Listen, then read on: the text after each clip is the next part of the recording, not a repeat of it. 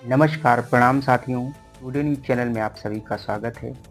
आशा करता हूँ आप लोग स्वस्थ होंगे। तो दोस्तों, आज हम अपना ये वीडियो एक सनसनी खबर के बारे में बना रहे हैं, जो आप लोगों तक एक वीडियो साझा करेंगे। दोस्तों, घटना है मेरठ की, जहाँ पर एक पत्नी अपने प्रेमी संग मिलकर अपने पति की हत्या कर देती है। दोस्तों, वीडियो को शुरू से आखिरी तक जरूर देखें। अपने इस वीडियो में हम चर्चा करेंगे किस तरीके एक बेरहमी पत्नी अपने आशिक के संग मिलकर अपने पति की हत्या कर देती है। दोस्तों, वीडियो में बने रहें और हमारे चैनल को सब्सक्राइब करना ना भूलें, जिससे आप लोगों तक पल पल की खबर सबसे पहले हमारे न्यूज़ चैनल के माध्यम से मिलती रहे। तो दोस्तों, आइए वीडियो को शुरू करते हैं। ड्रम में पति की लाश, अंधविश्वासी प्रेमी अपनी मुर्दा मां से बातें करता था। सौरभ हत्याकांड का आरोपी साहिल शुक्ला, दहला देने वाली कहानी। बड़ी मशक्कत के बाद आखिरकार ड्रम को काटने में कामयाबी मिली। अब ड्रम काटने के बाद उसके अंदर जमे हुए सीमेंट के टुकड़े को भी मशीन से काटने का काम शुरू हो जाता है। थोड़ी देर बाद सारे टुकड़े अलग अलग हो जाते हैं और फिर उन्हीं टुकड़ों में से करीब 3 टुकड़ों में बिखरा सौरभ कुमार बाहर निकल जाता है। ड्रम के टुकड़े में बंद होने के पूरे 14 दिन बाद ये घटना सामने आई है। मेरठ के एक घर से ऐसी खौफनाक कहानी सामने आई है, जिसे जानकर हर कोई सन्न रह गया। इस कहानी में कुल 3 किरदार हैं, पति पत्नी, और वो हालात कुछ ऐसे बने कि पत्नी को प्रेमी के साथ मिलकर अपने पति की हत्या यानी कत्ल करना पड़ा। लेकिन प्रेमी अंधविश्वासी था, वो चाहता था कि अपनी पति के सीने पर पहला बार उसकी माशूका खुद करे, जबकि वो खुद उसकी 2 हथेलियां काटना चाहता था। कत्ल की इस खौफनाक कहानी में एक मुर्दा माँ भी शामिल है, जिससे पत्नी का प्रेमी बातें भी किया करता था। ये कहानी आपको बेहद हैरान कर देगी। हाँ दोस्तों, ये कहानी ही नहीं, मेरठ की एक सच्ची घटना है जो दिल दहला देगी लोगों को। दोस्तों, वीडियो को शुरू से आखिरी तक जरूर देखें। इस इस सच्ची घटना से आप लोगों को एक बहुत ही बड़ा सबक मिलेगा। कहानी का आगाज होता है यूपी के मेरठ से, जहां एक मोहल्ले में मौजूद एक घर के बाहर भीड़ जमा थी। हर एक की निगाहें उसी घर की तरफ थी। थोड़ी देर बाद वहां पुलिस पहुंचती है। पुलिस के बाद फार्मेसी टीम घर में दाखिल होती है। घर के अंदर से और तो कुछ नहीं, नीले रंग के प्लास्टिक का ड्रम बाहर निकाला जाता है। अमूमन इस तरह का ड्रम लोग घर में पानी जमा करने के लिए, अनाज को इकट्ठा करने के लिए रखते हैं। इसके बाद ड्रम को एक गाड़ी में डालकर ले जाया जाता है। अब ड्रम मेरठ के एक सरकारी अस्पताल के मुर्दा घर पहुंच चुका था। ड्रम जरूरत से ज्यादा भारी था। न ड्रम खुल पा रहा था, न ही उसे तोड़ा जा सका था। लिहाजा पुलिस वाले तय कर रहे थे कि इस ड्रम को मशीन से काटा जाए। कुछ देर में ही मशीन और मैकेनिक भी मुर्दा घर में बुला लिए जाते हैं। अब बारी ड्रम को काटने की थी। बड़ी मशक्कत के बाद आखिरकार ड्रम को काटने में कामयाबी मिल जाती है। दरअसल उस ड्रम के अंदर सीमेंट का घोल भर दिया गया था, जिसकी वजह से वो जमकर सख्त हो चुका था, बिल्कुल पत्थर की तरह ठोस बन गया था। अब ड्रम काटने के बाद उसके अंदर से जमे हुए सीमेंट के टुकड़े को भी मशीन से काटने का काम शुरू हो जाता है। थोड़ी देर बाद सारे टुकड़े अलग हो जाते हैं और फिर उन्हीं टुकड़ों में से करीब 3 टुकड़ों में बिखरा सौरभ कुमार बाहर निकल जाता है। ड्रम में टुकड़ों में बंद होने के पूरे 14 दिन बाद जमे हुए सीमेंट और काटे गए ड्रम के बराबर में जमीन पर काली पॉलीथीन में सौरभ कुमार की लाश के 3 टुकड़े रखे गए। फ्रिज कुकर बैग के बाद ये सबसे ताजी सनसनी लाश थी, जो एक ड्रम ने उगली है। लेकिन कहानी ऐसी कि आपका दिमाग घुमा देगी। ये कहानी एक ऐसी पत्नी की है जिसने घर वालों की मर्जी के खिलाफ लव मैरिज की, लेकिन लव मैरिज के 3 साल बाद उसे फिर से लव हुआ और उसने अपने पहले प्यार और पति के सीने में अपने हाथों से पहला खंजर उतारा। फिर दूसरे प्यार यानी दूसरे प्रेमी के साथ मिलकर लाश के 3 टुकड़े किए, सर धड़ से अलग कर दिया, दोनों हाथों की हथेली काटी, फिर आधी लाश बैग में डालकर बेड के नीचे रख दिया। प्रेमी अब अपने घर चला गया था, लेकिन जाते जाते वो सर और हथेलियां एक दूसरे बैग में रखकर अपने साथ अपने घर ले गया। प्रेमी के जाने के बाद इधर प्रेमिका को अब बैग में रखी लाश से डर लगने लगा। नींद नहीं आ रही थी, इसीलिए तड़के 3 बजे वो आधी लाश घर में छोड़कर अपने प्रेमी के घर चली जाती है। तो आइए आगे की कहानी हम देखते हैं। फिर क्या हुआ, पति और पत्नी और वो। ये कहानी 3 लोगों की है, 29 साल के सौरभ कुमार, 26 साल की मुस्कान रस्तोगी और 28 साल के साहिल शुक्ला की। साल 2016 में सौरभ की मुलाकात मेरठ में मुस्कान से होती है। मुलाकात दोस्ती में बदलती है और फिर दोस्ती प्यार में बदल जाती है। सौरभ ने मुस्कान को बताया कि वो मर्चेंट नेवी में है और लंदन में पोस्टेड है, मगर इसके बावजूद सौरभ के घर वाले मुस्कान से उसकी शादी के लिए तैयार नहीं हुए। सौरभ घर वालों की मर्जी के खिलाफ जाकर मुस्कान से शादी कर लेता है। शादी के बाद वो 6 महीने के लिए लंदन चला जाता है, मगर बाद में पता चलता है कि सौरभ मर्चेंट नेवी में नहीं है, बल्कि लंदन की किसी एक बेकरी में काम करता है, जिसकी माली हालत भी उतनी अच्छी नहीं थी। तो कहानी में दोस्तों एक नया ट्वीट आता है, तो दोस्तों वीडियो में बने रहें और चैनल को सब्सक्राइब करना ना भूलें, जिससे आप लोगों तक अहम जानकारी और सनसनी खबरें हमारे टुडे न्यूज़ चैनल के माध्यम से आप लोगों तक मिलती रहे।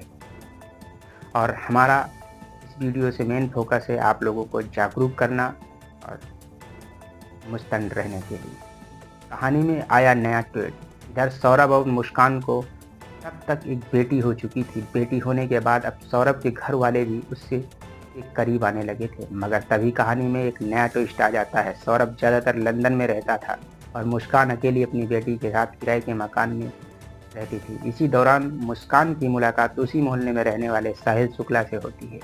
देखते ही देखते दोनों के बेहद करीब आ जाते हैं। अब साहिल अक्सर मुस्कान के घर आने जाने लगता है, यहाँ तक कि दोनों घर में शराब भी पीते हैं। इत्तेफाक से मकान मालिक उन दोनों के रिश्ते को भाप जाता है। इधर 2 साल बाद जब सौरभ घर आता है, तो साल 2021 में जब सौरभ लंदन से मेरठ आता है, तब मकान मालिक उसे मुस्कान और साहिल की सच्चाई बता देता है। इस बीच दोनों के कुछ चैट भी सौरभ की नज़र पड़ जाते हैं। फिर सौरभ के मुस्कान में झगड़ा होता है और बात तलाक तक पहुंच जाती है। सौरभ मुस्कान को अब तलाक देना चाहता था। इन्हीं झगड़ों के बीच 2023 में सौरभ फिर से लंदन चला जाता है। अब मुस्कान और साहिल आज़ाद थे। फिर पूरे 2 साल के बाद फरवरी 2025 में ये आज़ादी खत्म होने वाली थी, क्योंकि सौरभ 24 फरवरी को लंदन से 2 साल बाद मेरठ अपने घर लौट रहा था। इसी बीच मुस्कान के बर्थडे पर होना था कत्ल। दोस्तों आइए हम इस वीडियो में जानते हैं किस तरीके बर्थडे को कत्ल में बदलना चाहते थे। 25 फरवरी को मुस्कान का बर्थडे था।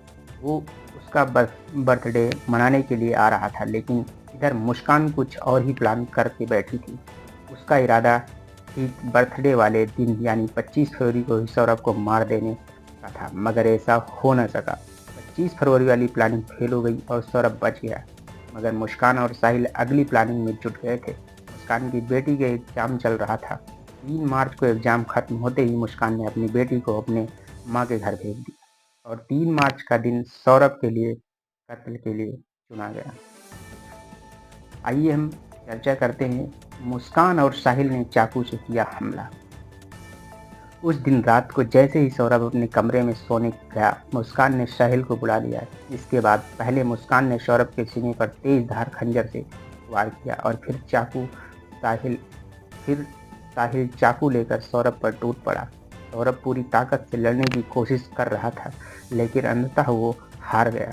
मुस्कान उसकी मौत का तमाशा देख रही थी, पास खड़े आशिक के साथ उसके कत्ल का। कुछ ही मिनटों में सौरभ की सांसें थम चुकी थी। कत्ल के बाद अब लाश ठिकाने लगाने की बारी आई, तो उसकी प्लानिंग भी पहले से ही हो चुकी थी। इसके बाद साहिल और मुस्कान ने मिलकर एक प्लास्टिक का बड़ा ड्रम खरीदा। फिर उन दोनों ने बाथरूम में सौरभ की लाश के टुकड़े किए और उस बड़े ड्रम में भर दिए। फिर इस ड्रम को सीमेंट का घोल डालकर भर दिया, यानी वो ड्रम सौरभ की ठोस कब्र बन चुकी थी। इसके बाद वो दोनों साहिल के घर जाकर आराम से सो गए। फिर 4 मार्च की सुबह लाश वाला ड्रम कमरे में रखकर अब मुस्कान और साहिल के साथ हिमाचल की वादियों में घूमने जा रही थी। 4 मार्च की शाम को ही दोनों एक कैब बुक करते हैं और शिमला, मनाली और कसौल घूमने निकल जाते हैं। उसी वक्त मुस्कान अपने साथ कुल 84,000 रुपये लेकर घर से निकली थी। 14 दिन बाद जब पैसे खत्म हो जाते हैं तो दोनों ने वापस मेरठ आने का फैसला किया। हालांकि एक दूसरी कहानी ये भी है कि पैसा खत्म होने के बाद मुस्कान सौरभ के अकाउंट से पैसा निकालना चाहती थी। पैसे निकले नहीं तो उसने अपनी माँ को फ़ोन किया। माँ ने कहा, जब सौरभ तुम्हारे साथी है तो घूमने गया है तो पैसे की क्या ज़रूरत पड़ी। इस पर मुस्कान अपनी माँ को बताती है कि उसने सौरभ को मार डाला है। तब उसकी माँ पहली बार पुलिस को यह सच्चाई बताती है। इसी के बाद 18 मार्च को पुलिस मुस्कान के इस घर में पहुंचती है और फिर नीले रंग के इस ड्रम से सौरभ की सच्चाई बाहर आती है। ये तो ये तो थी कत्ल की कहानी, पर कत्ल की इस कहानी से कहीं ज़्यादा सनसनीखेज है कत्ल की प्लानिंग और मुस्कान साहिल के इसकी दास्तान। तो दोस्तों, वीडियो में बने रहें और वीडियो को शुरू से आखिरी तक ज़रूर देखें। इससे हमारा मेन मकसद है आप लोगों को जागरूक करना। तो पहले इस कहानी मुस्कान की बेटी प्ले स्कूल में पढ़ती थी। बेटी को स्कूल लाने ले जाने के लिए दौरान ही मुस्कान की मुलाकात साहिल शुक्ला से हुई थी। सौरभ चूंकि ज़्यादातर बाहर रहता था और मुस्कान अकेली, तो जल्दी ही दोस्ती प्यार में बदल गई। घर में कोई था नहीं तो दोनों जब तक घर में ही मिल लेते थे। साहिल शुक्ला अंधविश्वासी था। उसकी माँ नहीं थी, मगर उसने अपनी माँ के नाम पर स्नैपचैट पर एक अकाउंट खोल रखा था। उसे लगता था कि उसकी मुर्दा माँ उससे बात करती है। ये बात मुस्कान को भी पता थी। मुस्कान ने अपने भाई के मोबाइल नंबर पर एक अकाउंट खोला। उसी नंबर के जरिए वो साहिल को उसकी माँ बनकर मैसेज करती थी कि मुस्कान अच्छी लड़की है, तू उसके साथ खुश रहेगा। इस वजह से साहिल मुस्कान से और ज़्यादा बेहद करीब आने लगा और उससे बेपनाह प्यार करने लगा था। शायद माँ वाली बात और अंधविश्वास का ही असर था कि अब वो मुस्कान से शादी करना चाहता था और इसी के लिए वो सौरभ को रास्ते से हटाना चाहता था। इतना ही नहीं, इस अंधविश्वास के चक्कर में वो मुस्कान को ये भी कहता था कि सौरभ का वध वही करेगी। मुस्कान भी अब सौरभ से पीछा छुड़ाना चाहती थी। इसी के बाद दोनों ने पिछले साल नवंबर में ही तय कर लिया था कि इस बार सौरभ मेरठ आते ही उसे मार डालेंगे और नवंबर से ही कत्ल की प्लानिंग शुरू हो गई थी। सबसे पहले दोनों ने इस बात की प्लानिंग की कि कत्ल के बाद लाश का क्या करेंगे। आखिर में तय किया गया कि लाश को जमीन में गाड़ देंगे, पर कैसे ये उन्हें नहीं पता था। इसके लिए अब वो दोस्तों से पूछताछ करने लगे थे, मगर दूसरी तरह से जब लाश दफनाने वाला आइडिया काम नहीं आया, तब उन्होंने दो और आइडियाज काम किया। पहला, लाश के टुकड़े कर बैग में रखकर कहीं फेंक आएंगे या फिर उसे ड्रम में डालकर सीमेंट के घोल से उसे बंद कर देंगे। ड्रम वाला आइडिया साहिल का था। 25 फरवरी को मुस्कान का जन्मदिन आता है, लिहाजा सौरभ ने 24 फरवरी को लंदन से मेरठ लौटने का प्लान बनाया। ये बात सुन मुस्कान ने साहिल को बताई। इसी के बाद तय हुआ कि ठीक बर्थडे वाले दिन ही सौरभ का कत्ल होगा।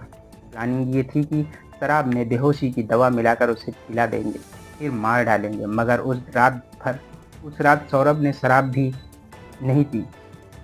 25 फरवरी वाला आइडिया यानी पहली कोशिश नाकाम रही। अब मौत की दूसरी तारीख 3 मार्च तय की गई थी, क्योंकि उसी दिन मुस्कान और सौरभ की बेटी का एग्जाम खत्म होना था और फिर बेटी को मुस्कान को अपनी माँ के घर भेजना था। प्लान के तहत मुस्कान पहले से ही दुकान से 800 रुपये में 2 चाकू खरीद कर लाई थी।